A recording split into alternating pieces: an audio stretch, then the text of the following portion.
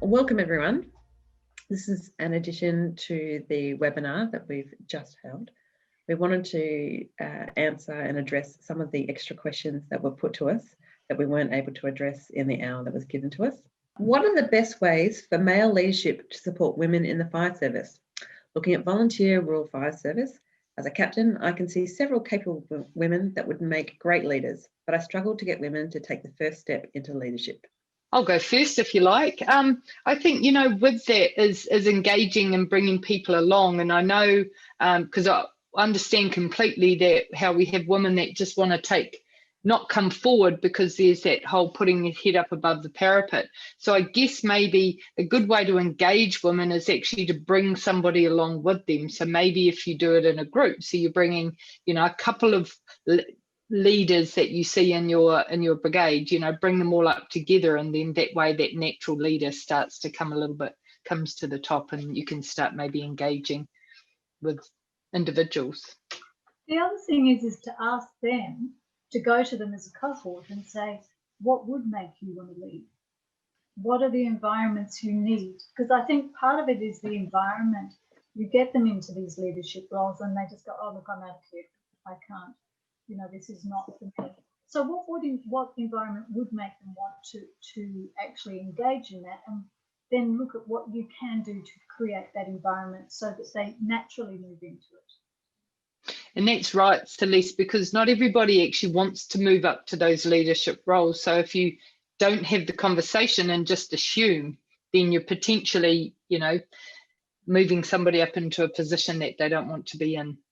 And the other thing is succession planning, like really look at the career pathways. Like when you get those young, really vibrant new recruits in, have a look at them, assess them for leadership quality, and start curating them from that age so that they're ready when the opportunities come. You're not just reactively suddenly upskilling them into those positions. They've actually got a pathway and they know what that pathway is. The other two ladies took the words right out of my mouth. But the other thing I'd like to add to that is probably don't discount the ability to lead at any level. Just because they don't have a position of power doesn't mean that they haven't got capabilities to lead at the level that they're at and guide the other people who are around them.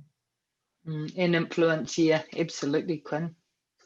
Well, it's interesting too because young people are coming in with a lot of skills and a lot of knowledge, particularly about technology and different forms of communication that are incredibly useful. So look at ways, Quinn, to sort of riff off what you're suggesting of how you can do that dual learning, which does allow them to lead in a safe way. So they're not doing it before they've got the skills to do it as well. It's like a reverse mentoring thing.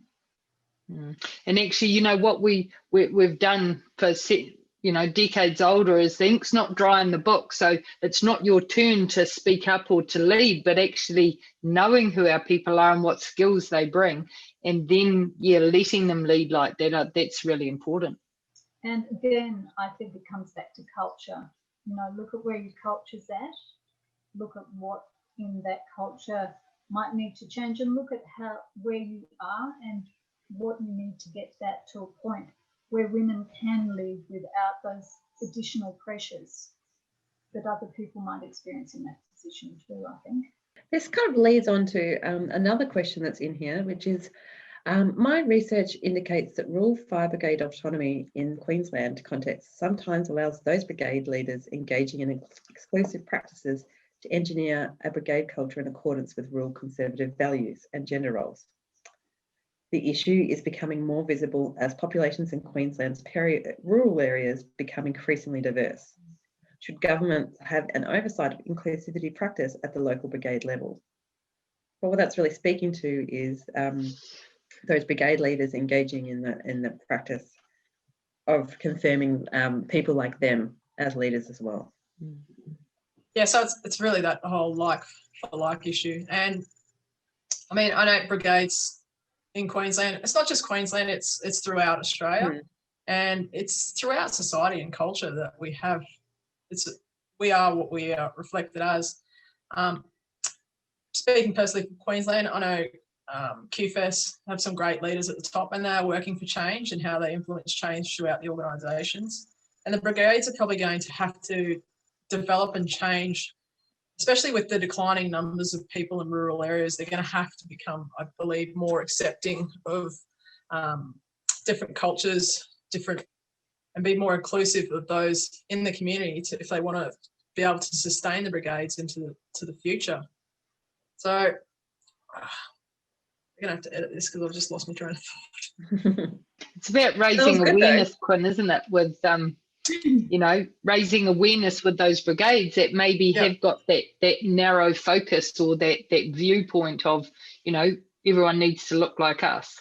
It's just, you know, how do we raise that focus to go, well, actually, that was what our brigade or our community looked like back here, but now moving forward, this is what we look like. So, and I think Celeste said before, asking the question, you know, ask the question, does your brigade now reflect your community?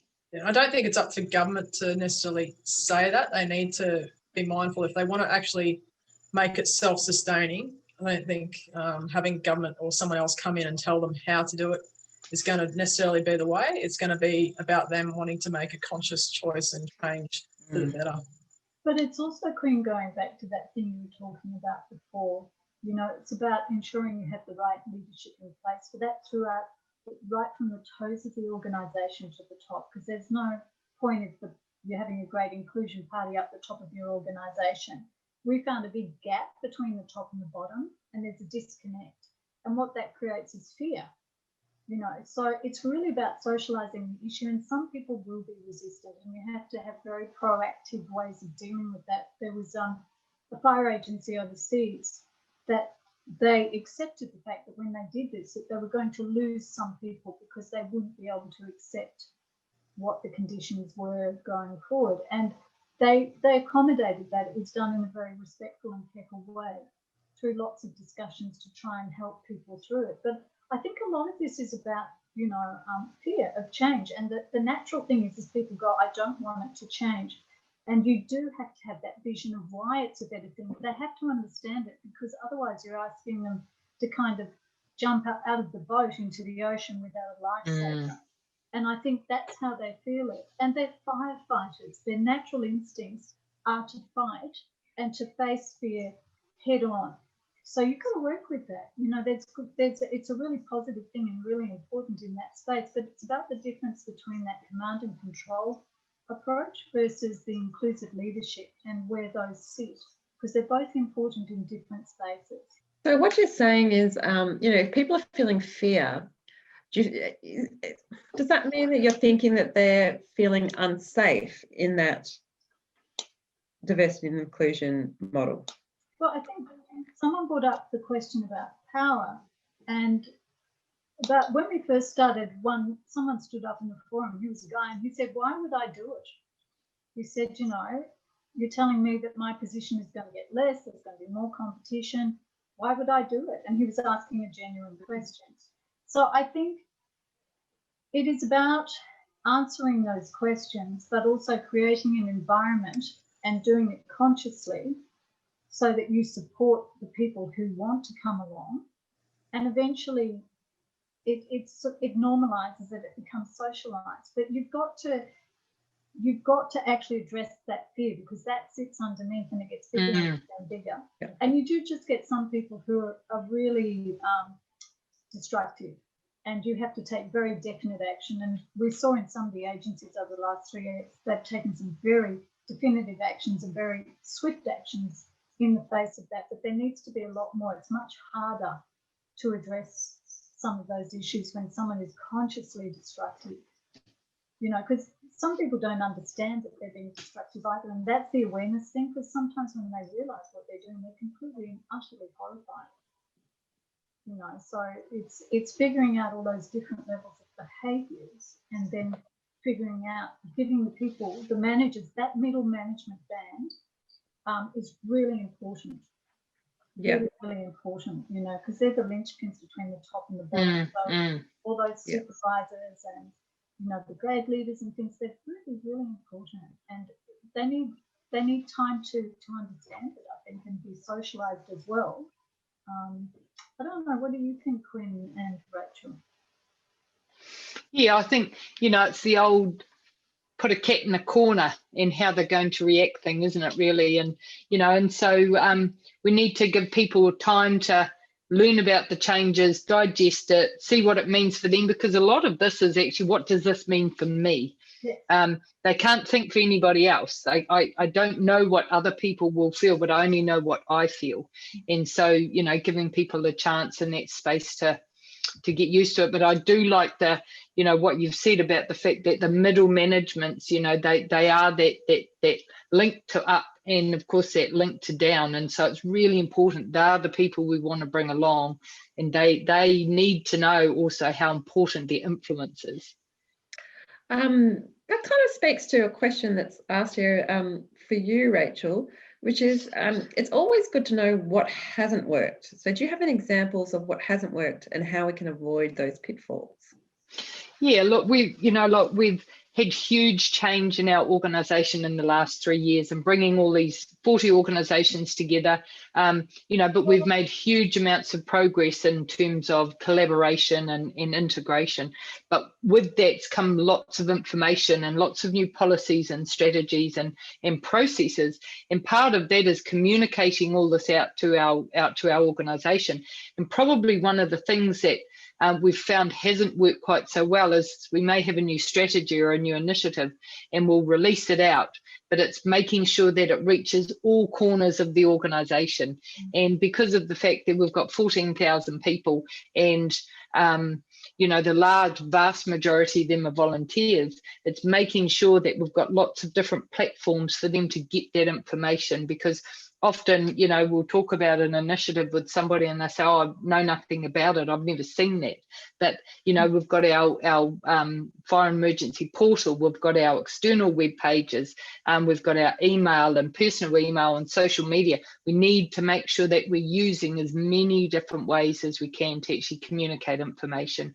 And getting that feedback back is really important too. So, you know, probably that is one of our greatest challenges with wanting to change so much and implement so much, is how do we make sure we're reaching everybody that we need to reach? Yeah, that speaks to another question that's been asked of you, Rachel, which is the policies are fantastic, but sometimes processes can get in the way of actual change. So how do you advocate for real change in policy being truly implemented? Yeah, I think, you know, like we've developed a set of values, and those values are, you know, there are 4 values for working that implements every part of what we work towards. And I think everyone from top down and right across needs to, we want to live our values, but then we also want to live those policies and processes. And I guess, you know, that comes back to making sure that everybody at all of those levels understands what it is we're trying to achieve, so that we're always talking to them, constantly talking to, you know, what it is that we want to achieve, like inclusivity, or the fact that, you know, you're dealing with, it's okay to be an operational person in the operational sense, but actually people management is a large part of your role. And a lot of our practical people, you know, don't think that way. I want to go to fires and put out fires, but actually a big part of your role is actually putting out those people fires as well. And so knowing, you know, knowing how to do that. So getting people to understand that they need to live this work and that these new, you know, policies and procedures. But I also think too, sometimes our policies and procedures it needs to be relative to what I understand of the organisation and what my role is. And if it doesn't have any relativity to me, well, I'm not gonna understand it, but I'm also not gonna implement it as well.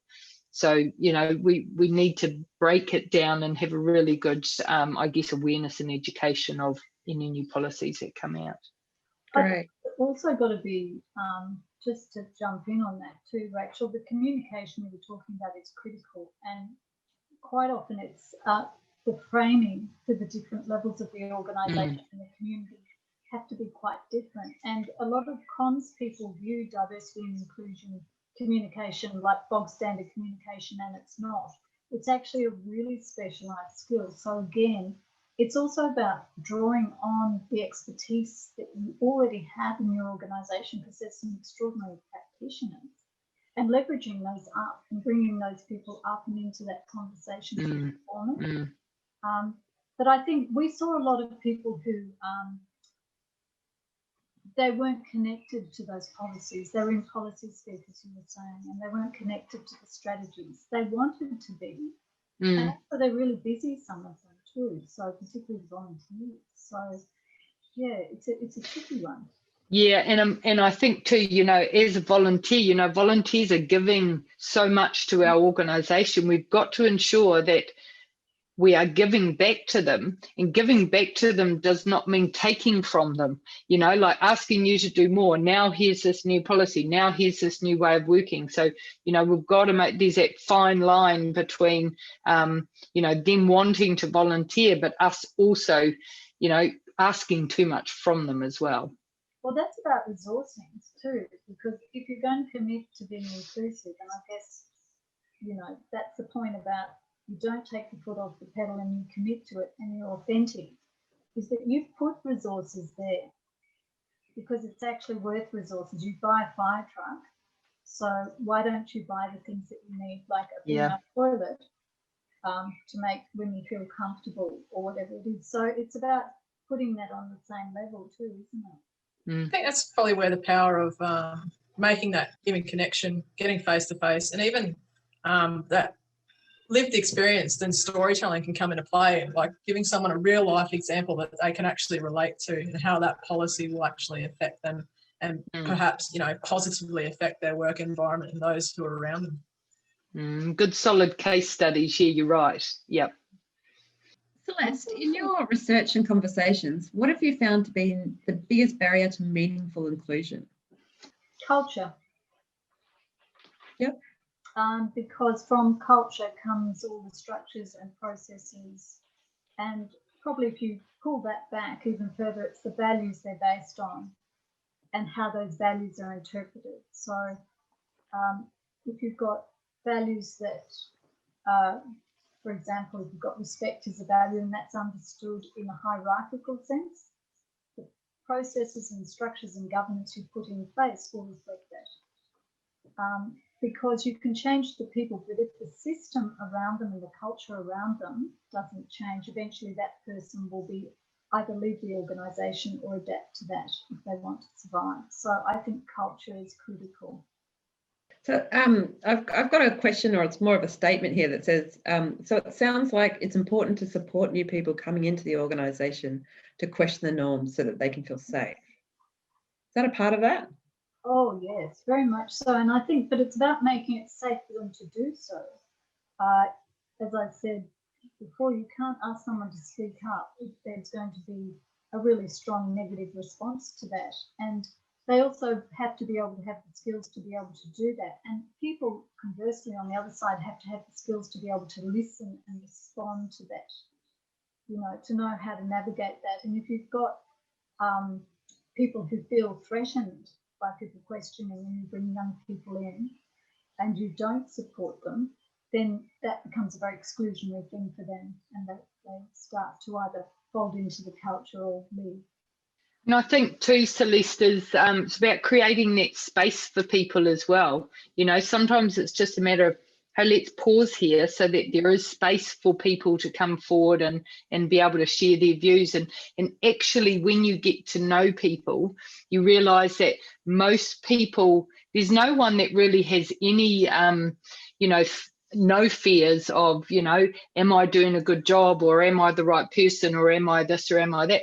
Everybody has fears, but if we're too sort of don't create that space for people to come forward, you know, then everybody just sits back and says, oh, well, I'll wait for everybody else to do it.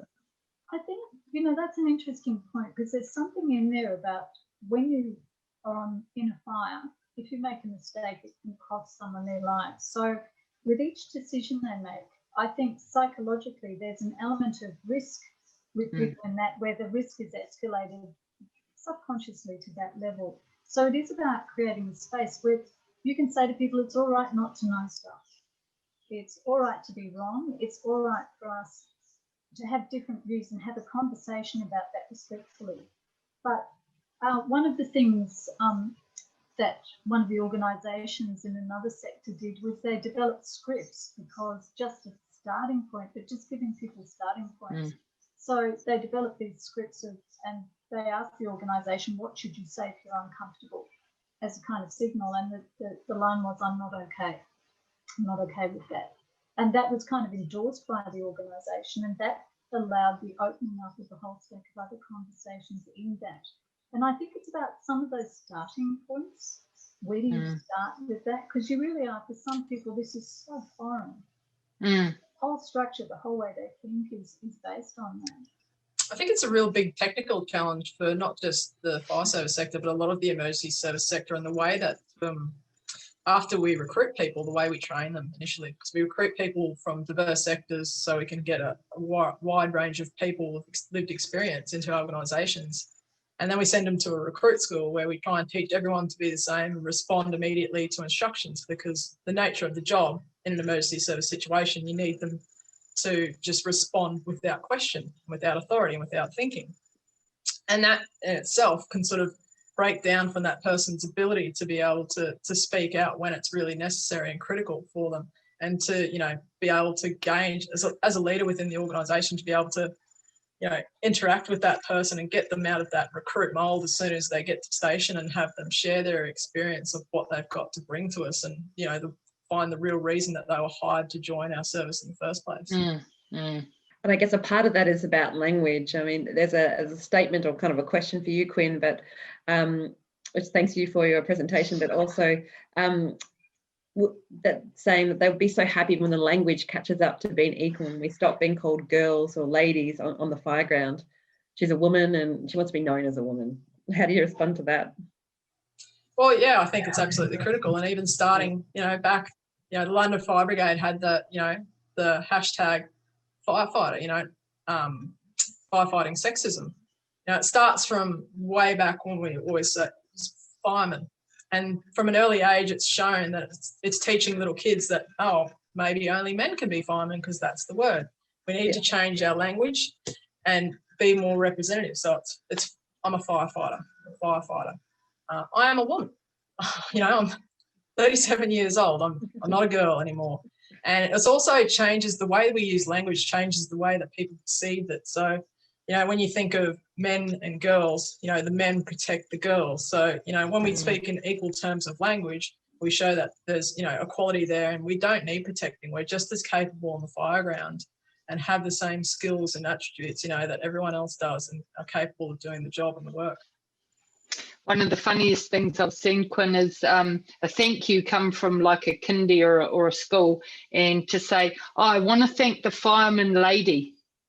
And so, you know, and so, but obviously, you know, that's obviously how that young person thought, but the people that are around them, you know, the people that they're in their care, you know, they didn't see that as anything, you know, anything that would say offend or that was not right, because obviously they went up with that sort of language, the gendered language that, you know, we're all trying to aspire to. Yeah, I mean, Danny Cotton did some great work, and she copped a lot of criticism for, you know, the work they did on the firefighting sexism campaign. And it's about changing that stereotype. You know, it's not a matter of throwing someone over your shoulder as you climb down a ladder anymore. There's so much more work. And I think the recent COVID sort of crisis has really highlighted the range of roles that we do in the fire service. And I look, as an example, is South Yorkshire. I follow them because they had firefighters out in the community driving ambulances, checking on the needy and those most at risk. And that just shows the diverse range of roles that firefighters do. And you don't want the biggest necessarily and strongest. You want people who care about their community and are able to empathise with those. And that's really about changing that stereotype view that the community has of the role and what we do, and the expectations of the people who do that role. I think it's also too, the risk is changing, so the imperative to do this is really critical, because, like, you know, they're talking about now in Australia, not some people saying, you know, there's the potential that they said in the last fire season, we aren't necessarily going to be able to get to you. So preparing communities and having that partnership so they can pick up, you know, they can feel self-empowered in those situations is really important. So I think it's, you know, that divergence of roles that you're talking about, Quinn, is something that comes into the longer term strategic planning. People have to have a vision of what that looks like so they can connect to it and be part of it, rather than feel scared that, because it's not about those firefighters going away. It's about bringing more different, building on that and enhancing it out. And I think that that's where the kind of conflict often comes, is because they feel like you're saying, I can't be a hero. No, you can be a hero like that, but there's other heroes, like the person who sits down with someone and develops a relationship with a community to the point that, you know, everyone understands what to do. That's saving lives as well. And that's another form of being a hero, you know, or someone who quietly sits in the background and just supports people. That's another sort of hero. So I think maybe it's not taking away the notion of being a hero, but how you can be a hero and and the many different ways you can save lives too. So it's about that reframing in education, I think, too. I just want to touch on something that you spoke about just before with gender roles. We had an interesting question, someone asking, do women have a higher percentage of PTS and incident stress within our sector? And how can this be managed better? Now, this was directed to Quinn, but obviously I'll take everyone's answer to this, because I think you all might have an idea about how you might want to answer this. Obviously, I'll go first because it's addressed to me. I don't think there is any one right answer, and I don't know that the research actually points in that way. I know we did have some findings that we need to do more research into that area as a part of our outcome study, because the ratio of women within the job is not high enough to have accurate research and findings into this area. And it's a case-for-case basis, but I just think we need to be aware as organisations as a whole that PTSD is something that occurs within and can occur to anyone in any situation within an organisation. And we need to be mindful of that and manage it accordingly on a case-by-case basis. There's an interesting question here. How do recruitment and retention policies create an organisation that women with disabilities want to join? I guess I'll maybe jump in here as, you know, I mean, there's different roles within the organisation, and, you know, firefighting's one role, but there's a great vast variety of other roles that are part of all of our organisations. And I think we need to ensure that we're sort of outwardly focused. We're actually, you know, making people aware of the different ways in which they can be part of our organisation. And I know also those focuses need to be internal as well as external. So looking at, you know, when we look at disability comes in a great massive rainbow, if you like, of all different, a spectrum of, you know, of all different levels. And so there's lots of space for people to come into our organisations. There is some work underway in fire and emergency, sort of looking at how, you know, that very same thing is how can we maybe not only attract people with disabilities, but how can we ensure that any of our, I guess, our work going forward, our engagement with our communities actually involves making sure that we educate people with disabilities as well. I also think in a post-COVID world, now we've all got Zoom, and it opens up a lot of opportunity to help in those non-traditional roles, as you would call them, you know. And I think that's the thing too, is technology is going to make it much more possible for people to enter into that space. So that I think it's also about having role models, a bit like, you know, Rachel was a role model for women. We need people who feel they can be role models in that space, and to be proud of those role models, not to sort of have them as the token person with a disability. It's, you know, this person is a valuable member of our organisation. So I think there's lots of opportunity in there, but I think it really is also about talking again to the advocacy agencies and asking them and making those connections, because then they have the information of how you make that possible. Yeah, and you know, it's how people actually view our organisation. If they just view us as we're a firefighting entity, so all we do is fight fires, actually for people to know that there's a great many other roles that we do as opposed to fighting fires, because it's, you know, at the end of the day, it is quite a small portion of what we do on a daily basis. My research is about inclusion and diversity in disaster preparedness in Japan. How do you recommend bringing the discussion to the policymakers when culturally there are strong gendered roles and ethnic homogeneity? So I guess our conversation in Australia has really been that the policymakers seem to be on board, but I feel like this question is suggesting that there is a potential for them not to be. So can you address that, Celeste? I think you have to start where they're at, and you have to look for where the common ground is and start the conversation. There is always a point you can agree upon, and you start with that and build out slowly. Don't start with the whole shebang because they just freak out, but also it's got to be in policy language and it's got to speak to their agenda. I don't know enough about the context to give specific advice, but I think, you know, it's always a challenge when you're dealing with those situations, but it does take a lot of stamina to get those conversations through, and a lot of that is the quiet conversations to build up and socialise what you're actually trying to talk about and show the value into those political agendas, and find the lever people within those organisations quietly first of all, so that you can get a groundswell to do it. You really have to start with the people. It always comes back to making those right connections, because then they talk to their people and eventually that seeps through. Yeah, I think I liked what you said, Celeste, about you know, right at the beginning, find where everybody's at, and then look at your goal. Here's our goal. Here's where our people are. Here's our goal. So actually, you know, what's in between, and you know, let's do some work in between before we start moving with, you know, creating the policy and all of that. So right from the get-go, you're actually right there. You're ready to roll because you are all on that. You've got that common thread. Great. All right. Well, we've got the final question, which is thanks to everyone. It was great. Can anyone share resources with clear, concrete examples of organisations doing well and not doing well in fostering diversity, inclusion and equity? Well, there's the learning as you go case studies, which has some smashing case studies in there, and some of them are quite. There's one in particular that I thought was really interesting because it brought up my own personal bias, which is the early release program, the prisoner early release program. And I think, you know, that helps you think through your organisation. In terms of what hasn't worked so well, the first report we did, The Long Road, has some things that, you know, it assesses what's working in organisations and what's not. Quinn, you've got some stuff too, haven't you? On our website, we have a list of resources that you can access from both within our WAFA organisation and other organisations. We try to link through. The Champions of Change group has some great work. And also, like the monthly WAFA newsletter, one of the things we try to do is celebrate the work of both our members and our organisations when they do things well, and put that out there for people to reference.